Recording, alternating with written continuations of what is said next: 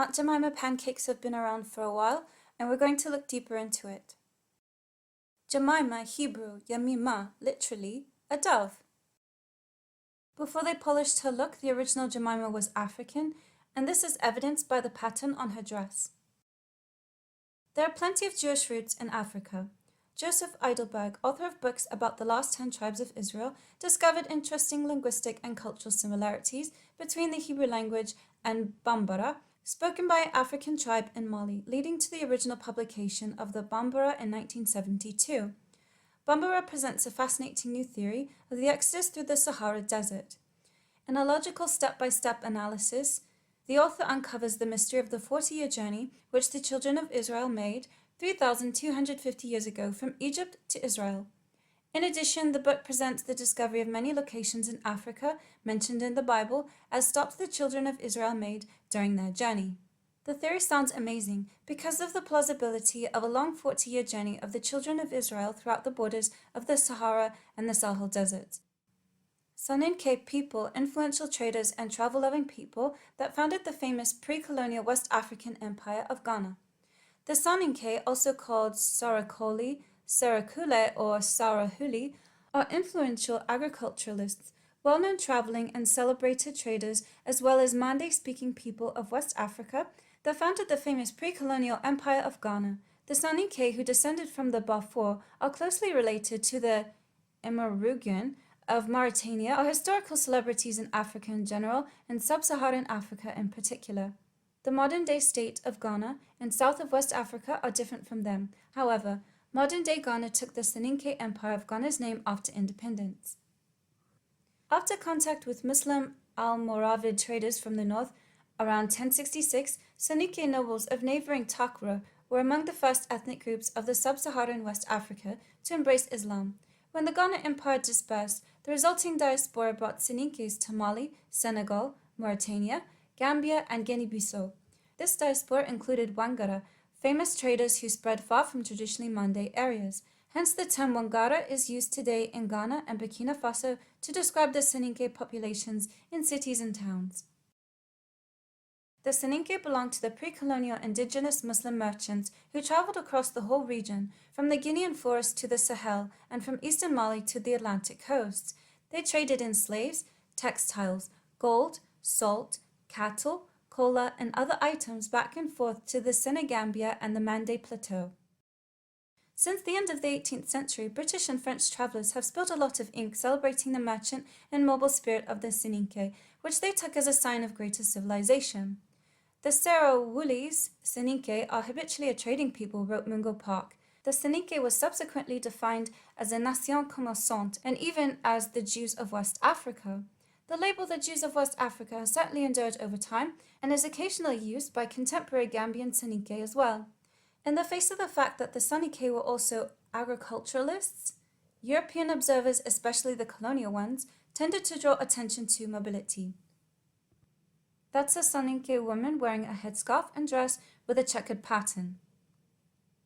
And why is the original Jemima portrayed as African? The Hebrew word for dove is yonah, coming from the root meaning of a moaning sound. I moan like a dove, Isaiah 38:14.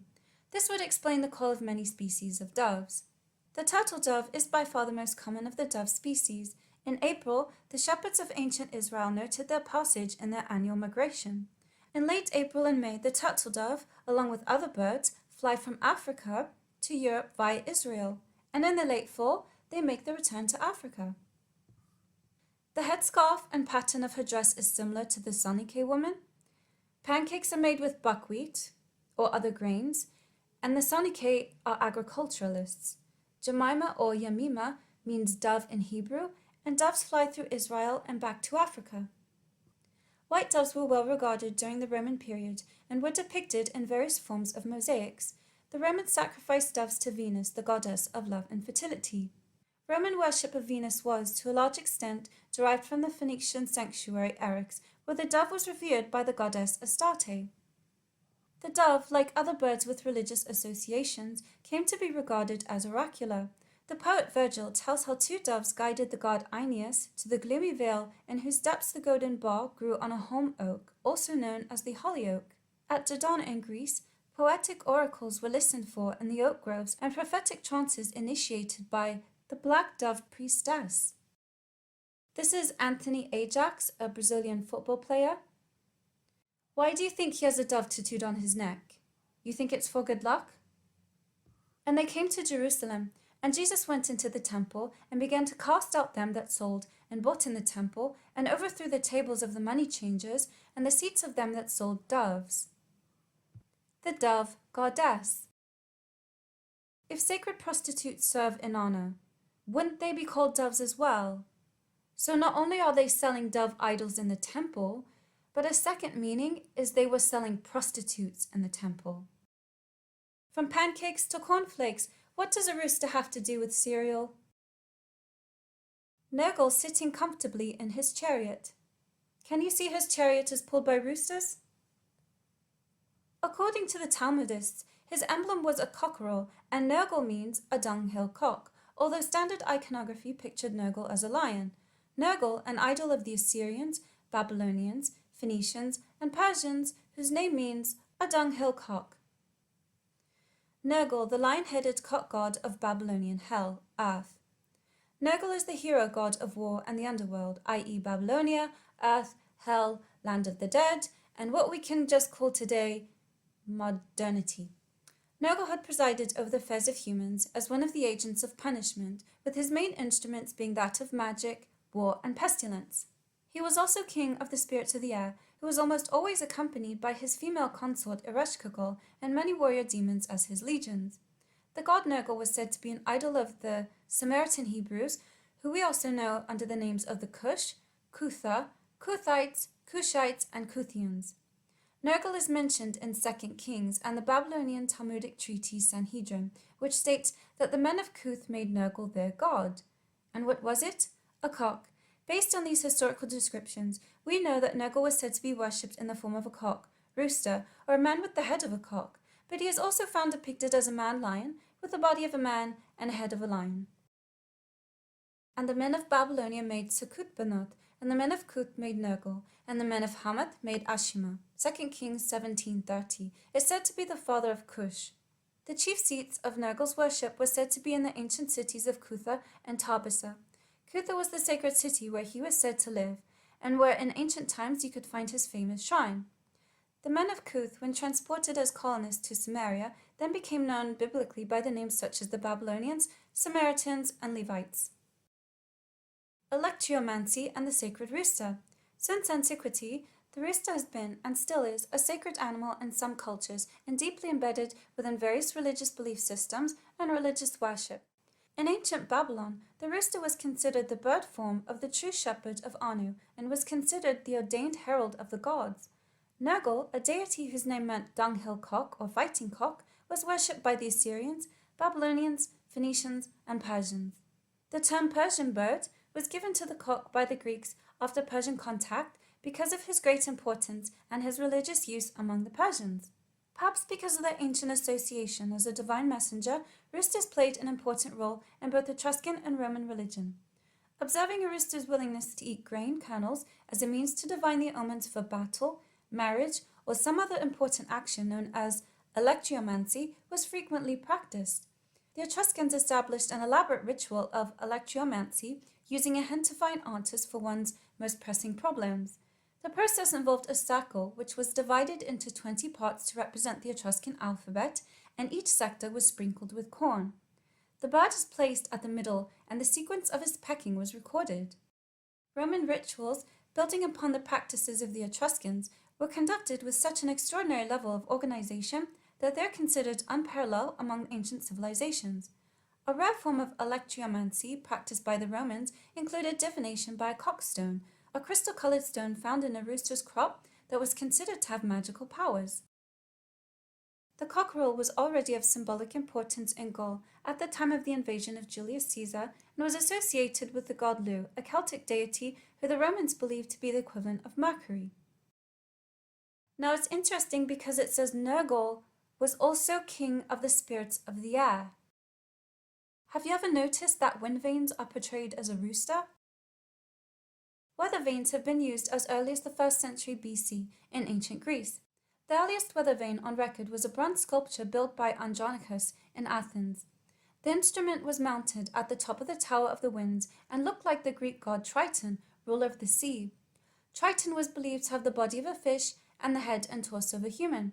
A pointed wand in Triton's hand showed the direction from which the wind was blowing. The ancient Romans also used weather vanes. In the 9th century AD, the Pope decreed that the cock or rooster be used as a weather vane on church stones or steeples, perhaps as a symbol of Christianity. No, it's not a symbol of Christianity. I've told you several times about this pagan priesthood of Ea. Nergal is a cock god. It has nothing to do with Christ. They secretly worship ancient entities and use Catholicism as a front. Some time ago, I saw a freight train carrying this thing, so I took a picture of it. The Cronus Group: transportation, logistics, supply chain, and storage. Cronus is the industry leader in specialized container equipment leasing. Founded in 1978, the Cronus Group provides container equipment leasing, design, and sales, servicing the needs of more than 450 customers in a wide variety of industries. They're called Cronus, and the icon is half horse, half fish. I've seen that somewhere before. Oh yes, Capricorn the sea goat. Ruling planet is Saturn. The term water horse was originally a name given to the kelpie, a creature similar to the hippocamp, which has the head, neck, and mane of a normal horse, front legs like a horse, webbed feet, and a long, two-lobed, whale-like tail.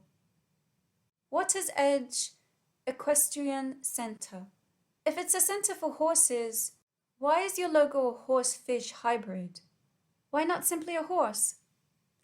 The hippocampus or hippocamp, often called a seahorse, is a mythological creature shared by Phoenician, Etruscan, Pictish, Roman, and Greek mythology, though its name has a Greek origin. The hippocampus has typically been depicted as having the upper body of a horse with the lower body of a fish. Greek and Roman. In the Iliad, Homer describes Poseidon, god of horses, earthquakes, and the sea, driving a chariot drawn by brazen-hoofed horses over the sea's surface. The company is called Cronus because Cronus is Poseidon's father, and Poseidon's symbol is a seahorse. Apollonius of Rhodes describes the horse of Poseidon emerging from the sea and galloping across the Libyan sands. This compares to the specifically two-hoofed hippocampi of Gaius Valerius Flaccus in his Argonautica. Orion, when grasping his father's reins, heaves the sea with the snorting of his two-hooved horses. In Hellenistic and Roman imagery, however, Poseidon, or Roman Neptune, often drives a sea chariot drawn by hippocampi. Hippocampi appear with the first Oriental phase of Etruscan civilization. They remain a theme in Etruscan tomb wall paintings and reliefs, where they are sometimes provided with wings, as they are in the Trevi Fountain. A chariot drawn by hippocampi alludes to Cronus being a transportation service. Capricornus and related mythical animals. Closely related to the hippocampus is the sea goat, represented by Capricorn, a mythical creature with the front half of a goat and the rear half of a fish. Canonical figures, most of which were not themselves called images, and coins of the carrying goddess associated with Aphrodite, show the goddess riding on a sea goat. A semi-nude female figure appears riding on a sea goat, accompanied by a dolphin and a triton. This is the goddess Aphrodite herself, shown here not in her distinctive local guise, but in a more traditionally Hellenistic style. She is the marine aspect of Aphrodite, known to the Greeks as the Aphrodite Belagia. She rides on a fantastic marine creature with the body and tail of a fish and the forepart of a goat. It should be noted that NBC's logo is a peacock. 1956 to 1961, obviously it's a peacock. Oh, 1979, yellow, orange, magenta, purple, and this time with blue. Why are they using that color frequency now? As it happens, the two bird species tied to Venus that appeared to be in miniature were widely regarded as aphrodisiacs. Peacock meat was believed to increase male potency, and dove meat was said to elevate the libido of women. The peacock is the bird consecrated to Venus. In occult tradition, the Promethean spirits who gave to animal mankind the divine gift of self-conscious intelligence had come from Venus, which may or may not refer to the physical planets we observe in the sky. This peacock symbol indeed confirms the social status of the ancestral state. It indicates a consummation of individual efforts, and it suggests that such a consummation is hardly possible except when a line of ancestors, biological or spiritual, forms its base. Hera is the Greek goddess whose symbol is a peacock. There's a giant pinecone statue in the Vatican with two peacocks on either side for absolutely no reason. The statue of Juno, Greek goddess Hera, in the Vatican. If the Vatican claimed to be Christian, why do they have this statue of a goddess at their headquarters? A daughter of Saturn, she's the wife of Jupiter and the mother of Mars, Vulcan, Bellana, and Juventus. In the culture of the Roman Empire, Juno was the protector and counselor of the state. Juno was a member of the Capitoline Triad, centered on the Capitoline Hill in Rome. Mint, a place where coins, metals, etc. are made. Old English minute coin, money, related to Old High German, münze coin, ultimately from Latin moneta, mint, coin from moneta, epithet of Juno. The connection with the Roman goddess Juno arises from the fact that the Romans coined money in the temple of Juno Moneta. For all I know, they still make money in her name. Or why do they have her statue in the Vatican? Venus, the planet of love, social awareness, and money. Someone in the comments had asked me about this symbol. The name Spigen derives from the two German words Spiegel and Gen, meaning mirror, and gene. Symbols of Aphrodite: dolphin, rose, scallop shell, myrtle, dove, sparrow, girdle, mirror. Yamaya, also known as Venus, has a mirror to look at herself. And as I've said before, Yamaya, also known as Mami Water, La Sirène, is the West African mermaid goddess. The mermaid Yamaya. Yamaya is also a mermaid, similar to the mermaid in Haiti called La Sirène. Yamaya is being worshipped in the Caribbean by Afro-Caribbeans, in Brazil by Afro-Brazilian, and in Africa. In Brazilian candomblé, she is known as Yamaya or Imanya. Her feast night is held on Saturday night. Yamaya has been discovered in the occultic world to be a beautiful creature with the powers of a constant wave-like movement, and is surrounded by lesser mermaids, mermen, fish, and other marine life, and is pictured as a mermaid queen holding a mirror while standing between the sun and moon. Whenever she dances, there would always be a snake wrapped around her arm, her familiar.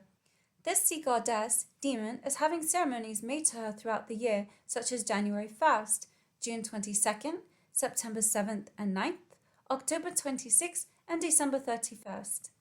In the northeastern Brazilian coastline, her greatest ceremony is being held on January 2nd, where her so-called children or cults call upon her in the greatest number. There's a sardine company called Nixie, and you can see up there it's a tiny mermaid. The Nixie, Nokken, are humanoid and often shape-shifting water spirits in Germanic mythology and folklore. Several years ago, I had an African friend who told me about the marine spirits. Not many people were discussing it, but since 2024, it's making the rounds. I'm going to briefly read about it and save the rest for the next video. The Marine Kingdom. Among the 5 worlds of the Kingdom of Darkness, Kabbalistic Kingdom, also known as Marine Kingdom, is the most deadly. They are sirens of the ocean, sirens of the sea, sirens of the rivers, sirens of the lakes, and sirens of the streams, and sirens of the ponds.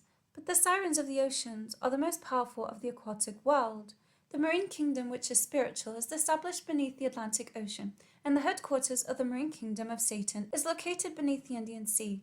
The Queen of the Indian Sea is the head of the Marine Kingdom, while the Queen of the Coast is next in command and resides in the Atlantic Ocean.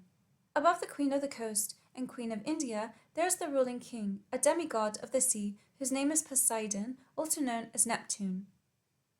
Under the seas, the kingdom of wickedness is governed by ruling princes, ruling princesses, queens, governors, generals, etc. Some are demons while some are human beings. Nevertheless, they function under the power and directions of the demon gods, called Aquarius spirits or marine spirits. According to witnesses, this mysterious city is a supernatural place and is located under the sea off the coast of Ghana, and it extends to the Bermuda Triangle off the coast of Bermuda. The city is made of materials and substances that are beyond human imaginations and towers beyond belief. Many perfumes to lure men and women are designed there. Many models of women's underwear and sexy clothing to seduce and distract men are also made there. This kingdom is ruled by the main virtues: fashion, money, lust, and worldly pleasures, and this is being run by the Queen of the Coast herself. Starbucks Coffee is one among the many companies which carries the imprint on the Queen of the Coast. Throughout the centuries, many occult practitioners, through the working of witchcraft and Satanism, have seen and been with these creatures. The reason why science cannot prove their existence is because we cannot prove the spiritual with the natural, unless the supernatural manifest in the physical to leave a physical imprint. For thousands of years, we've been told tales of beautiful and dangerous creatures which inhabit the waters of the world. The question is, what do we really know about them? Mermaids are not what Walt Disney or Hollywood presents them to be. Look for the mermaid on the tin of tuna. Yes, look for the mermaid on the label with the one-eye symbol and diamonds on her dress. She no longer has diamonds on her dress, but now she holds a magic wand. Do you see the white shell around her? Venus is standing in a white shell, and the way she's standing reminds me of a mermaid tail. Her feet point outward, and it's similar to the fins of a tail. Well, they gave her the Stepford makeover. The wand is gone, and now she's holding a trident, just like the Greek god Poseidon, also known as Neptune. Origin of mermaids, water creatures. Mermaids are either water demons or humans, Satanists, who transformed into mermaids by demonic powers. Water demons are creatures that exist outside our dimension and are all descendants of the fallen angels. They came out through an abominable union between the fallen angels and water creatures, and by unions between demons and water creatures. These half-spirit and half-aquatic creatures are hybrid disembodied spirits and became water demons. Enoch 6 and 7 and Jubilees 5, as well as Book of Jasher, confirms this. Bumblebee tuna? I thought tuna was related to fish. But do you remember? The goddess Diana has many symbols, and one of those symbols is the bee, because she's the bee goddess. Horatio the bee wears an anchor on his chest. Aphrodite, Roman name, Venus. Aphrodite was the goddess of love, beauty, and fertility. She was also the protectress of sailors. The bee is dressed like a sailor. Those are symbols of the goddess. It's not tuna. Bees don't eat tuna, they're vegetarian. When I look at an anchor, do you know what I see? I see a mermaid. That's what it looks like. If a mermaid was drawn like a stick person, that's how you draw it. A head with the arms out, and the bottom of the anchor would be the two tails. Do you see it? Aphrodite protects sailors, and she also takes the form of a fish. On the left is the stele of Tanit. She's down there holding up a flower shape. Above her is a fish, and that fish looks quite similar to the one on Horatio's shirt. Did Bumblebee tuna recall tuna contaminated with human remains? Oh, it's a fake checker. It's not a fact checker, it's a fake checker. Claim: a recall was issued for Bumblebee tuna after human remains were found in the product. Probably true. Star-kissed tuna also busted for not being dolphin safe. I'll break this down. Star-kissed has a star on top of the eye. It's five-pointed, which is above Mary. Mary is also called Mary's Star of the Sea. This is known as the 8-year cycle of Venus and stems from the fact that 13 Venusian orbits very nearly equals 8 Earth years. The cycle was known to and of great interest to ancient peoples such as the Maya. Today, many know this as the pentagram of Venus, and I told you, Mary is really Venus because that's who the Vatican worship. The Maritime goddess Tanit, the insignia of the Maritime goddess Tanit, triangle body, circular head, and outstretched arms. This is another stele of Tanit. This time, she's standing on a dolphin. The nose and tail of the dolphin is nearly the same as the star-kissed mascot. Medea gets a job, and I realized the pattern on the fabric looks like the Soninke tribe. Medea in Greek mythology. The figure of Medea is one of the most famous female characters to appear in the tales of Greek mythology. The sorceress Medea. In these texts it was said that Medea was the princess of Colchis, for she was the daughter of King Aeetes, born to his first wife, the Oceanid Idea. Sorcery would flow through the female line, and in Colchis, Medea was the priestess to the goddess Hecate, goddess of witches, and had skills equal to that of her aunts. Necromancy of Medea. Witches, such as Medea, were practitioners of the necromancy, which means talking and bringing back dead people. Medea uses her magic to restore Aeson's youth. Melena, nightmare goddess of the Greeks. Melena, or mare-headed Demeter. Melena, the Black One, is the under-earth or chthonic aspect of the Greek great goddess said to bring nightmares. Different goddesses are called by her name, including Demeter and Aphrodite. Her statue in the cave near Phigalia showed Demeter as a seated woman with a horse's head, snakes and monsters growing from her hair. In one hand she held a dolphin, in the other a dove. In this form she was called mare-headed Demeter. Her name is Melena, but if you swap the N and the I, it becomes Melania. I've heard people say Melania has a horse face.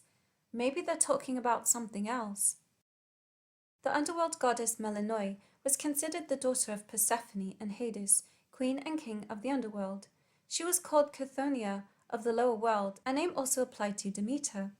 She was said to be half dark and half light, like hell, from her dark father Hades and her mother who represented the light.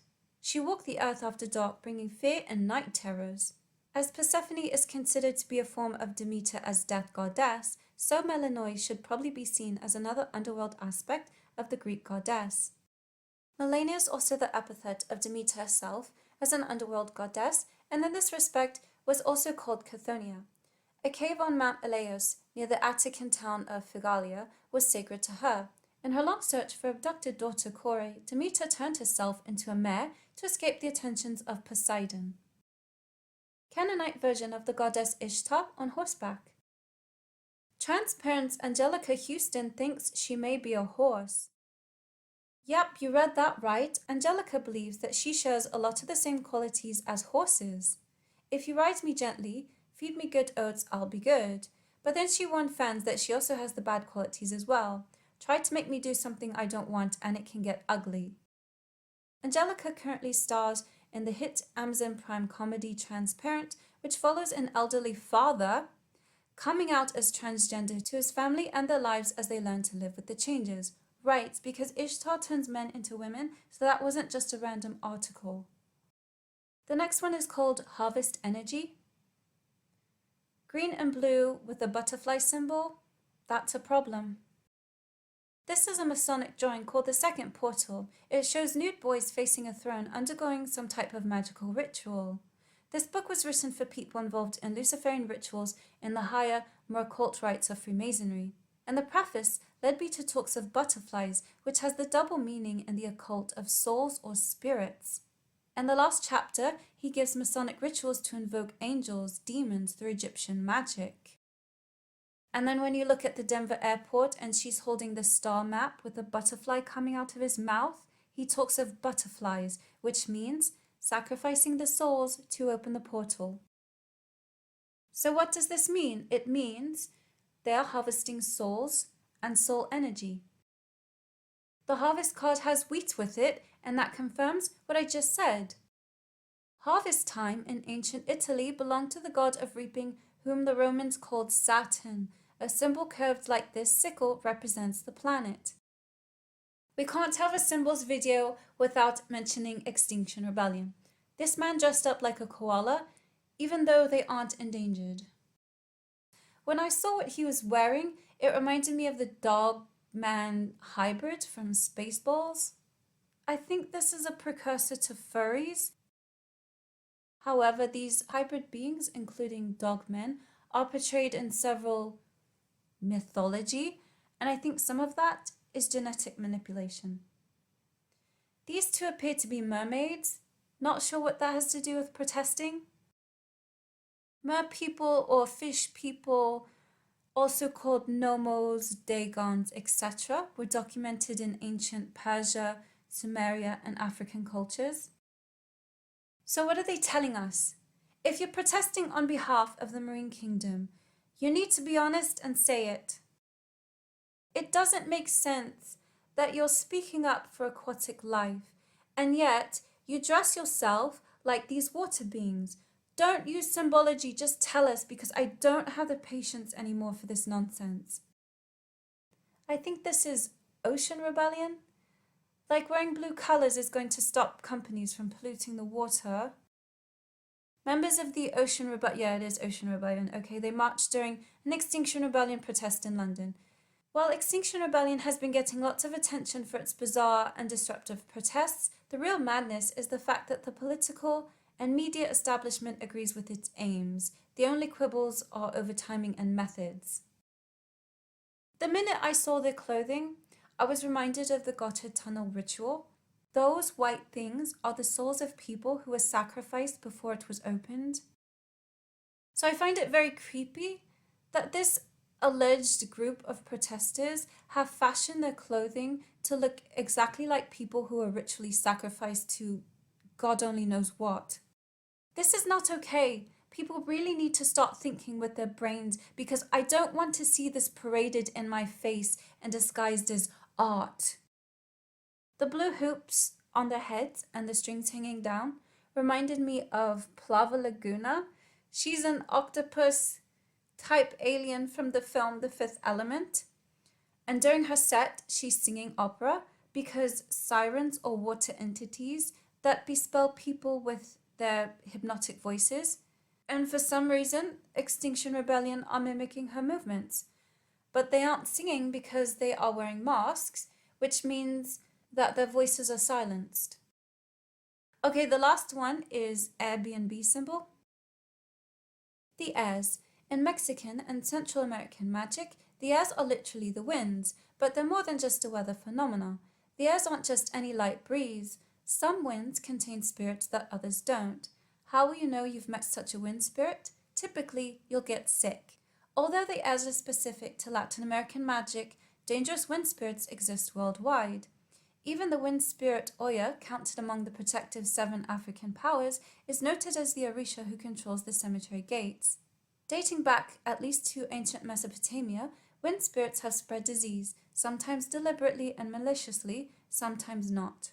The airs, who are sometimes perceived as an abstract force, at other times personified, usually as dwarves, can't help themselves. They are typically amoral and neutral in intent. However, their natural force is so strong it may be too much for people. Contact with them, as with radiation, may lead to disease. Magical and spiritual aspects of weather have always been controversial. Ancient Mesopotamian wind spirits could be destructive, as can the modern Central American airs. This is called a Ouija board, spirit board, witch board. You use the little planchette and it's believed that a spirit will move it along the board. That's what their symbol looks like to me. It's not a coincidence that people report hidden cameras at their Airbnb or that they find strange rooms in it.